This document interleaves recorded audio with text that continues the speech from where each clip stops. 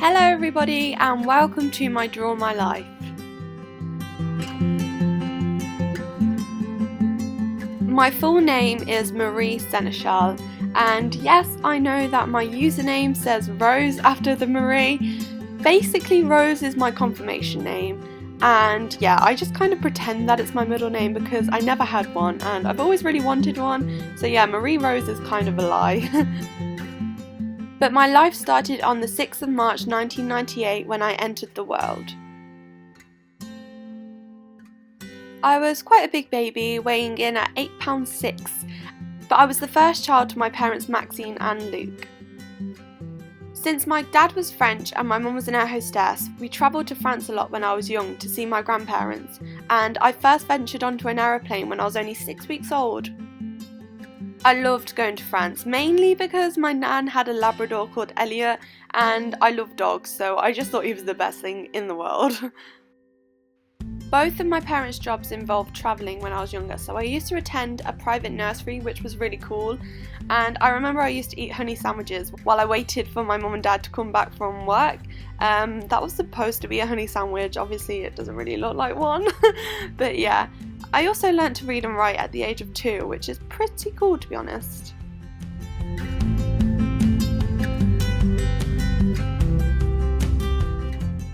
Now it's quite funny because since I went to a private nursery, it meant that we were always served our dinners from like the cook, so like we'd sit down and we'd all be served our dinners.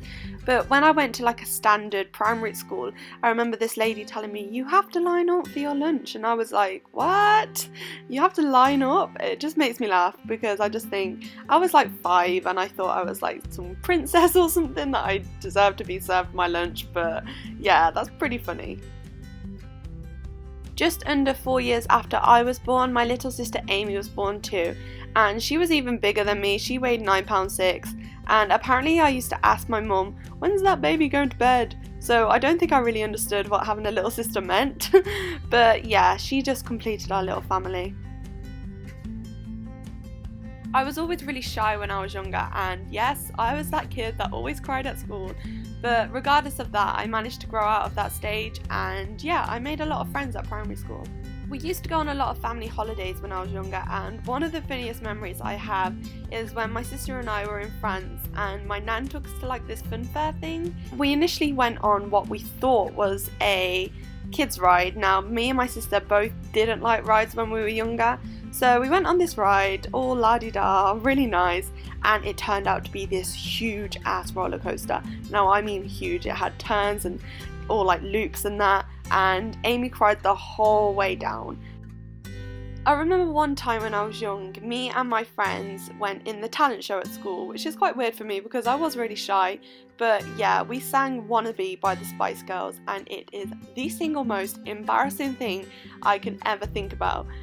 I was Ginger Spice, which is weird because I wasn't Ginger, and yeah, if anyone has video clips of that now, I am so sorry. It was so cringy and just so embarrassing.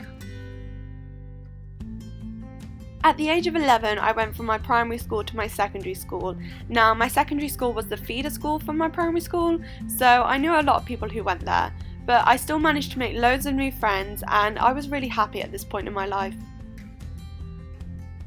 During this time was also the time that I fell in love with YouTube. I used to come home every day from school and watch it for hours and hours, so I decided to make my own channel. I had lots of channels before this channel, and I used to upload videos of me and my friends like dancing or just messing around, or me doing my makeup, or me showing pictures that I'd drawn to the camera. It's really embarrassing to think about now, and I don't know if they're still up. Like, I can't remember what the channel was called, but yeah, it's quite cute if I think about it. I enjoyed secondary school very much, and I used to wear my uniform like completely the wrong way. I used to wear a really fat short tie, and I used to wear a teeny tiny little tight skirt, which I used to change at the bus stop because my mum wouldn't let me wear it from home. Yeah, I thought I was really cool at the time, but I must have looked absolutely horrendous.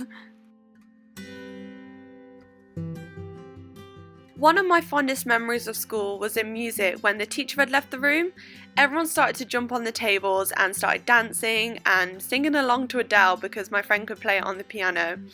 I remember feeling so happy and content at that time in my life, and one of my friends even filmed it, so it's so funny to look back on now. I managed to breeze through secondary school pretty easily, often coming top of most of my classes and doing really well in my work.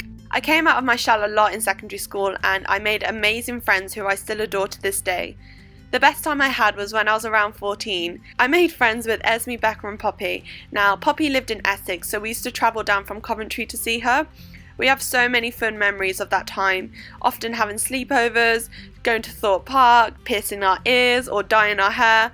We were like basically rebels at that time.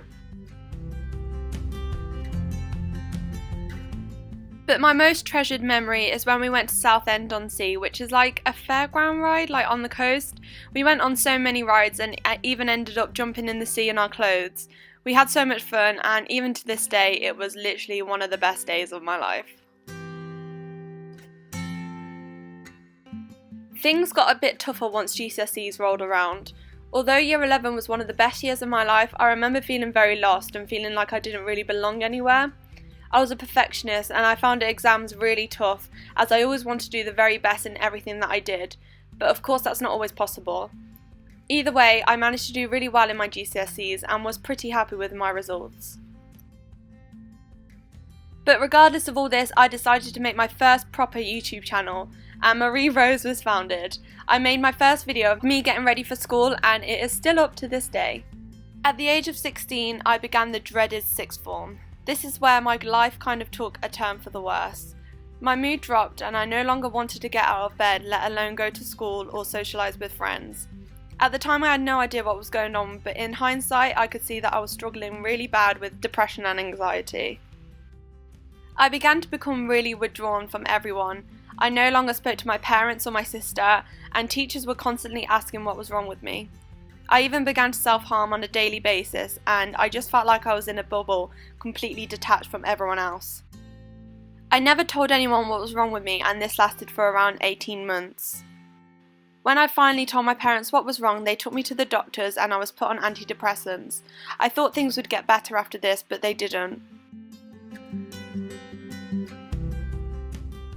My self-harm escalated and I was now making attempts to end my life. After many A&E trips, it was decided that I should be put in an adult psychiatric hospital at the age of only 17. I cried the whole first week I was there, and due to my age and the danger I was to myself, I was put on what's called a level 3. This is where someone watches you constantly, and I mean constantly. Whether you're in the shower or in the toilet, they're watching you, and it was awful. What was supposed to be a 2-week admission turned into 5 months, and although it was probably one of the most scariest experiences of my life, I made a lot of friends there, both staff and patients. When I was discharged in February 2016, things were still tough. Many of my amazing friends who had supported me through everything were making plans to get jobs, go to unis or get apprenticeships. I had just turned 18 and felt the pressure to do exactly what other 18-year-olds were doing, but due to anxiety I couldn't step out of my comfort zone and I felt more lost than ever.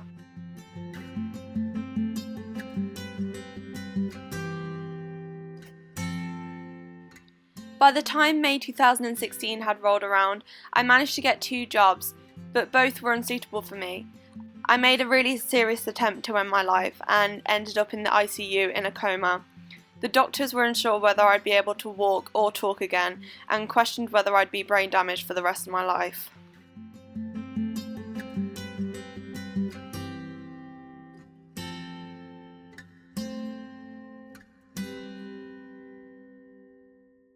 Luckily, I managed to pull through and make a full recovery, but everything felt like a blur. A stressful, surreal blur.